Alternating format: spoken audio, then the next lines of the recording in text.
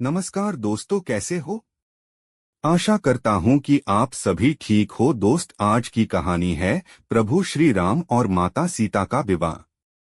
दान आदि से निवृत्त होकर महाराज दशरथ मिथिलेश के राजभवन में जाने की तैयारी करने लगे। तभी भरत के मामा अर्थात राजा कैकेयी के पुत्र युधाजित वहां आ पहुंचे। अभिवादन तथा कुशल समाचार जानने की औपचारिकता के पश्चात उन्होंने कैकेयी नरेश का संदेश देते हुए कहा, महाराज, हमारे पिताजी को भरत को देखने की उत्कट इच्छा हो रही है। आथ कृपा करके आप कुछ दिन के लिए भरत को मेरे साथ उनके ननिहाल भेज दें। इस संदेश को लेकर मैं अयोध्या गया था, किंतु वहां पर ज्ञात हुआ कि आप जनकपुरी गए हुए हैं, इसलिए मैं भी यहाँ आ गया। महाराज दशरथ ने युधाजित का समुचित सत्कार किया और उन्हें सारा वृत्तांत सुनाया। फिर उन्हें लेकर ऋषियों, मंत्रियों एवं बंधुबांधवों सहित यज्ञशाला के द्वार पर पहुँचे। थोड़ी देर बाद नाना प्रकार के आभूषणों को धारण किए हुए रामचंद्र अपने भाइयों भरत, लक्ष्मण और शत्रुघ्न के साथ उनके पास आकर खड़े हो गए।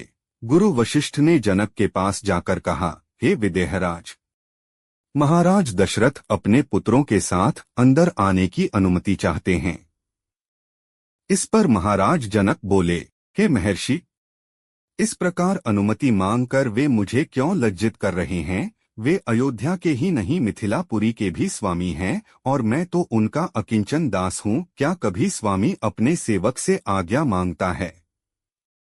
उनसे कहिए चारों कन्याएं विवाह वेदी पर प्रतीक्षारत हैं, वे निःसंकोच अंदर पधारने का कष्ट करें। शुभ लग्न का समय भी हो रहा है, मैं स्वयं चलकर उन्हें सादर ले आता हूँ। इतना कहकर वे महाराज दशरथ के पास पहुँचे और उन सबको यज्ञ स्थल में ले आए। सबको यथोचित आसन देकर जनक ने उनकी पूजा की। फिर वशिष्ठ जी से बोले, हे ब्रह्मर्षि, आप इन ऋषिमुनियों के साथ विवाह कार्य संपन्न कराइए। आपसे अधिक योग्य पुरोहित और कौन हो सकता है? गुरु वशिष्ठ, महर्षि विश्वामित्र और मिथिला के राजपुरोहित शतानंद विवाह कार्य संपन्न कराने लगे। सबसे पहले वैदिक विधि के अनुसार विवाह के लिए वेदी का निर्माण कराया गया। फिर अनेक प्रकार के सुगंधयुक्त फूलों से उसे सजाया गया। कुछ दूरी पर चारों ओर गमले सजाए गए, जिनमें चित्त को प्रसन्न करने वाली सुगंधित रंग बिरंगे फूल लगे हुए थे। वेदी के निकट कई स्थानों पर स्वर्ण पात्रों में धूप, केशर, नैवेद्य, अक्षत, घी, दही, शहद आदि सामग्री रखी हुई थी। यज्ञ संपन्न कराने वाले महानुभावों के लिए कुश के आसन बिछा दिया गए। गुरु वशिष्ठ एवं अन्य महर्षियों ने वेद मंत्रों का उच्चारण करते हुए हवन कुंड में अग्नि प्रज्वलित की।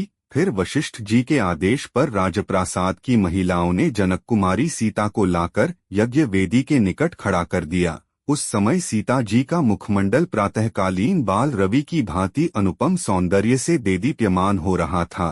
नख से शिख तक वे बहुमूल्य रत्नष्टित आभूषणों से सजी हुई थीं। संक्षेप में कहा जाए तो उस समय सीता की छवि को देखकर करोड़ रतियों का संयुक्त रूप भी नगण्य प्रतीत होता था। सीता इन सब बातों से अनजान दृष्टि झुकाए एकटक पृथ्वी को निहार रही थीं। महाराज जनक अपनी लाडली पुत्री सीता को श्री रामचंद्र के निकट खड़ा करके विनीत स्वर में बोले, हे रघुकुल तिलक रामचंद्र, मैं अपनी पुत्री सीता का हाथ आपके सशक्त हाथों में सौंपते हुए यह कामना करता हूँ कि मेरी पुत्री आपकी अर्धांगिनी होकर सदैव छाया की भांति आपका अनुसरण करती रहे। आथ है कौशल्या कुमार, इसे आप अपनी पत्नी के रूप में स्वीकार कीजिए। आज से यह आपके सुख दुख की संगिनी हुई। यह कहकर राजा जनक ने अंजलि में संकल्प के लिए लिया हुआ जल वेद मंत्रों से पवित्र करके हृदय की संपूर्ण भावनाओं के साथ छोड़ दिया। महिलाएं मंगलगान करने लगीं। मृदंग, दुंदुभी तथा नाना प्रकार के वाद्य यंत्रों का सुमधुर स्वर चारों ओर गूंजकर इस हर्षपूर्ण घटना की सूचना देने लगा। राम और सीता के विवाह के संपन्न हो जाने के पश्चात लक्ष्मण, भरत और शत्रुघ्न का विवाह उर्मिला, मांडवी और श्रुतकीर्ति के साथ वैदिक विधि विधान से संपन्न कराया गया। राजा जनक अपने नेत्रों में स्नेहपूर्ण अश्रु भरकर बोले, हे अयोध्या के राजकुमारों, आप चारों भाई सूर्यकुल के गौरव, पराक्रमी, धर्मपरायण, तेजस्वी, सौम्य, विद्वान एवं सदाचार के गुणों से मंडित हैं। जनकपुरी के इस राजकुल की हार्दिक कामना है कि उसकी ये चारों कन्याएं गुण, कर्म, स्वभाव से आपके अनुकूल बनकर सब प्रकार से आपकी सुयोग्य अर्धांगिनियां सिद्ध हों।